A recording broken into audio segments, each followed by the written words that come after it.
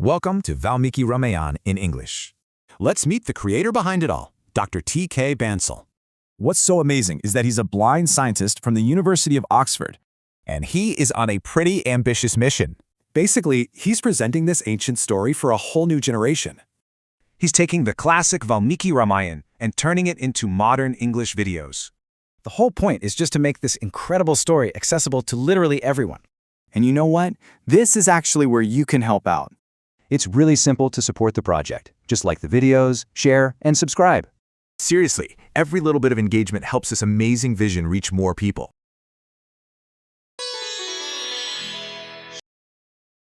Welcome. I am so incredibly glad you could join us for today's deep dive. We are setting out on a very specific mission today. Yeah, we have a lot of ground to cover. We really do. Yeah. We are going to explore how one of the most famous, most monumental epics in all of human history, Ramayana, was actually born from a sudden, violent tragedy. And paradoxically, a moment of profound, overwhelming empathy. Yes, exactly. To do this, we're looking at a deeply fascinating stack of sources.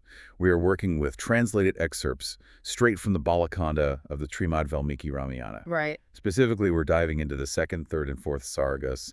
And alongside that, we have some incredibly detailed technical footnotes on ancient musical theory that accompany this specific translation. And those footnotes, they completely change the landscape of the text. They remind us that this wasn't composed to be read silently on a page. It was engineered as a highly sophisticated auditory and physical experience. We are definitely going to get into the mechanics of that sound later on. But first, I want to paint a picture for you.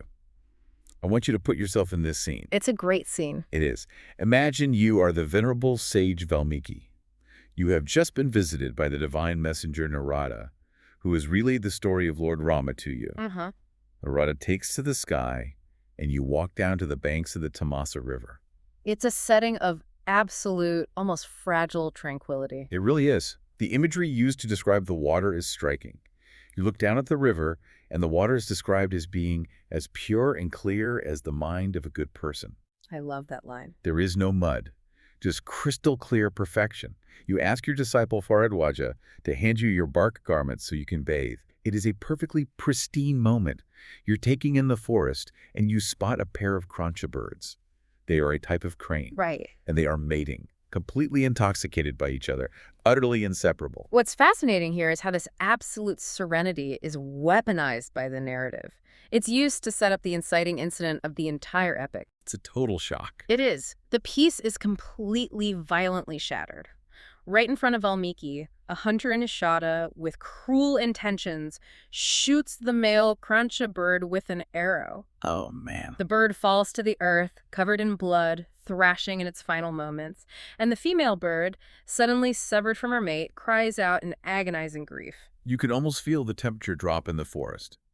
Valmiki is standing there watching this blood-soaked bird, and he has a deeply visceral reaction.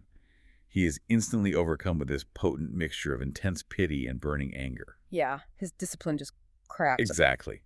Without a second thought, he spontaneously shouts out a curse at the hunter. He cries out, "Manishada." He declares that the hunter will never ever find peace for the rest of his life precisely because he killed an innocent bird that was entirely consumed by love. It's a raw, unfiltered emotional outburst. It is the sound of human ascetic discipline fracturing under the weight of a bird's suffering. Okay, let's unpack this, because this is where the magic happens. Valmiki shouts this curse, but then he immediately stops. The adrenaline phase and the panic sets in. He thinks, what have I just done? I let my grief completely overwhelm my discipline. Right, he's a sage of peace. He's not supposed to lose his temper like that. Exactly. But as he reflects on the words he just hurled in a blind rage, he realizes something impossible. His spontaneous outburst of grief wasn't just a random string of angry syllables.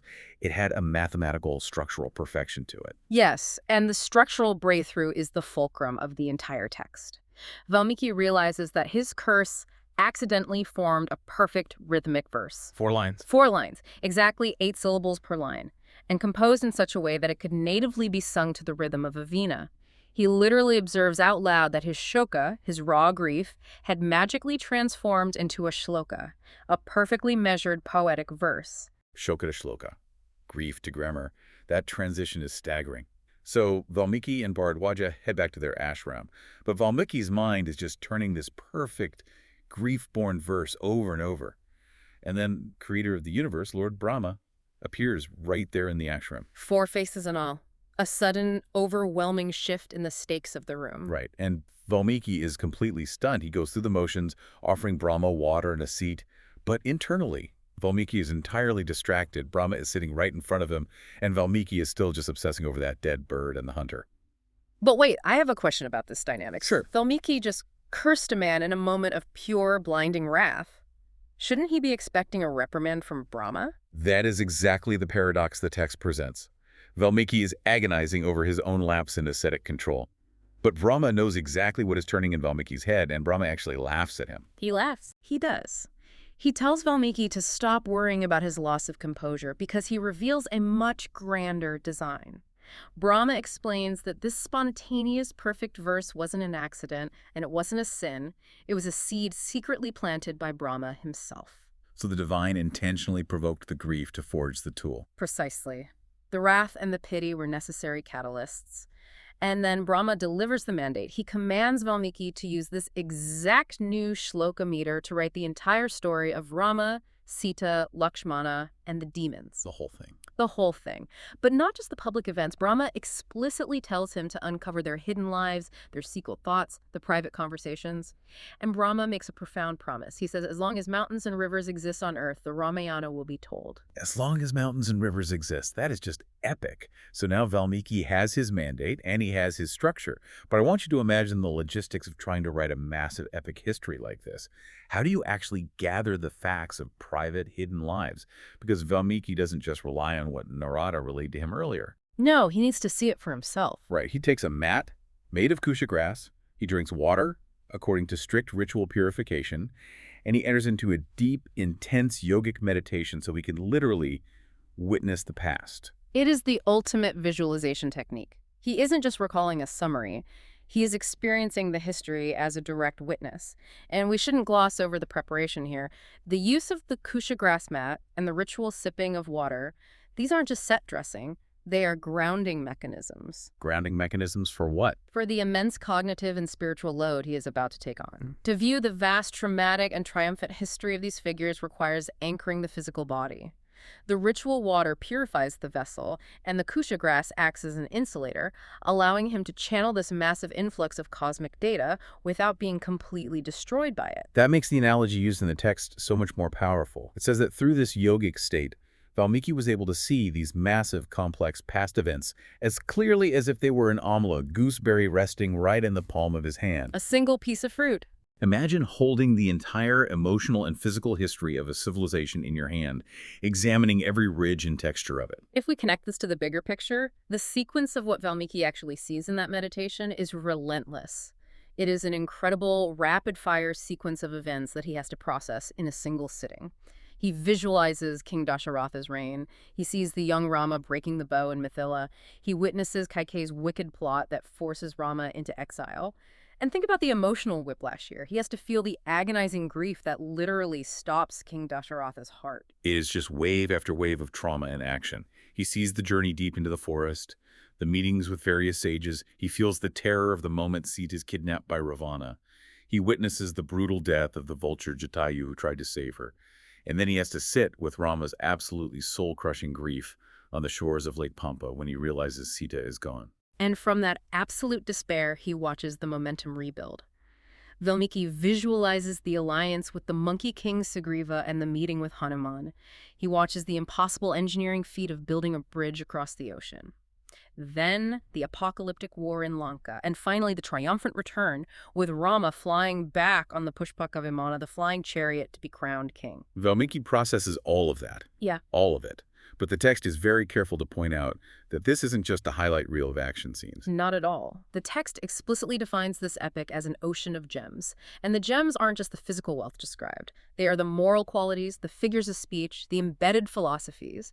The entire purpose of synthesizing this epic is to map out the ultimate goals of human life. The core values. Yes. It is designed to navigate dharma, which is righteousness and duty, artha, meaning wealth and purpose, kama, representing desire, and ultimately moksha, which is liberation. And isn't it incredible how the inciting incident mirrors those exact themes? The sudden, violent separation of the Krauncha birds perfectly mirrors the sudden, violent separation of Rama and Sita. The shoka of the bird becomes the emotional baseline for understanding the dharma of the characters. That is the brilliance of the architecture. The listener learns how to navigate their own artha and kama by experiencing the profound loss and duty mirrored from the very first verse. The story is the vehicle for delivering these universal truths. Here's where it gets really interesting, because Valmiki actually finishes this monumental task. And when you look at the sheer scale of what he produced, the numbers are staggering. We are looking at 24,000 shlokas, Huge. 500 sargas, or chapters, spread across 7 kandas, or books. And crucially, he even visualizes and writes down the future events of the Uttarakanda. But once this masterpiece is finished, Valmiki has a very practical problem. He has a world-changing epic, but he needs it to be heard. Because a text of this nature is entirely inert until it is vocalized. It requires a human instrument to bring it to life. Enter Lava and Kusha. These 2 young princes happen to be living right there in Valmiki's ashram. They are brilliant, they possess flawless memories, and they have voices like angels. Yeah. But the detail that really anchors their role is their appearance. Right, they look exactly like Rama. Yes, exactly. They were born from Rama's body, and they're described as his physical reflections. So Valmiki trains them perfectly in the 24,000 verses, and then we get the description of the debut performance. Lava and Kusha sing the Ramayana for a gathering of pure-hearted ascetic sages. And the performance is so extraordinarily vivid that these highly disciplined ascetics men who have spent their entire lives detaching from worldly emotion, they completely lose their composure. They feel like the ancient events are materializing right in front of their eyes. Yes. They're weeping. And the way they express their reverence is so moving to me. Because they are ascetics, they own practically nothing. So they shower Lava and Kusha with their only tools for survival. The text actually lists the gifts: a water pot, bark garments, a deer skin, a sacred thread, a rope, a piece of wood, and an axe. Think about the weight of that. To a forest ascetic, a rope and a water pot are their only means of drawing water. An axe and a piece of wood are their only means of making fire. They are literally giving away their means of basic physical survival because the music has so thoroughly nourished their souls. They traded their firewood for poetry. That tells you everything you need to know about the power of the sound. And that brings us to the technical brilliance of the performance, which is where those footnotes on musical theory really expand the narrative. This wasn't just a simple campfire song. Far from it. The footnotes explain that this was performed in the Marga style. This is a highly formalized, classical Sanskrit style of singing, which is distinct from the more localized regional Deshi style. Marga implies a structured, almost divine path of music. It's a national style. The footnotes break down the mathematics of it, too. They utilized 7 distinct musical notes. They masterfully transition through 3 different tempos: fast, medium, and slow. But the detail that fascinated me the most was their use of the 3 sthanas, or vocal origins. Yes, the sthanas represent the physical anchor points of the sound within the human body. The text specifies that they drew the sound from the mandra, which resonates deep in the chest and heart, Oh, from the madhya, which centers in the throat, and from the tara, which originates high in the head or the brain. what does that actually mean for the listener, practically speaking? It means they were using their physical anatomy as acoustic resonators to match the emotional frequency of the story. If you were singing about Rama's crushing despair at Lake Pampa, you pull that vibration from the mandra, you literally make the listener's chest vibrate with your low notes. Wow. If you are narrating the soaring divine flight of the Pushpaka Vimana, you push the sound into the tara, ringing high in the skull. It is a full-body psychoacoustic manipulation. That is just brilliant. They are physically transferring the shoka into the audience, and that level of mastery brings the story to its climax. Lava and Kusha take the epic out of the forest and into the streets of Ayodhya, and who should hear them singing but King Rama himself? It's the ultimate royal command performance. The subject of the epic hears his own life echoing through his own streets. Rama is so captivated that he invites them into his palace. He sits on his golden throne, surrounded by his brothers, Bharata, Lakshmana, and Shatrughna, and he brings these 2 young boys before the royal court. He points to these boys, who are exact physical replicas of himself, and he commands his brothers to listen to this incredible story. It is an incredibly layered moment. So what does this all mean? We started on a quiet riverbank with a bleeding bird, and we ended in a golden palace with a performance engineered to outlast the mountains. This deep dive shows us how a moment of profound, agonizing empathy was channeled. It wasn't just felt and forgotten. Through rigorous yogic discipline, physical grounding, and perfect mathematical poetic structure, raw grief was synthesized into a vehicle for human liberation. It's a massive transformation. It is. And I think it asks you, the listener, to look at how you process the chaos and tragedy in your own life. When you encounter overwhelming emotion or information, do you let it scatter and consume you? Or do you find a way to apply structure, to synthesize it into something meaningful that actually serves the people around you? It's a profound question, and building on that, I want to leave you with a final thought to mull over. We talked about how Valmiki's vision was so complete that the text included the future events of the Uttarakhanda. Right, things that hadn't happened yet. Exactly. So imagine being Lord Rama in that final moment we discussed. You were sitting on a golden throne. You were looking at two boys who are exact physical replicas of yourself. And you were listening to them sing the highest triumphs and the most agonizing, traumatic tragedies of your own life. But because the epic includes the future, they are also singing about things that haven't even happened to you yet. Oh, wow. What must it feel like to sit there and hear your own destiny sung back to you in perfect harmony? Jai Shri Ram.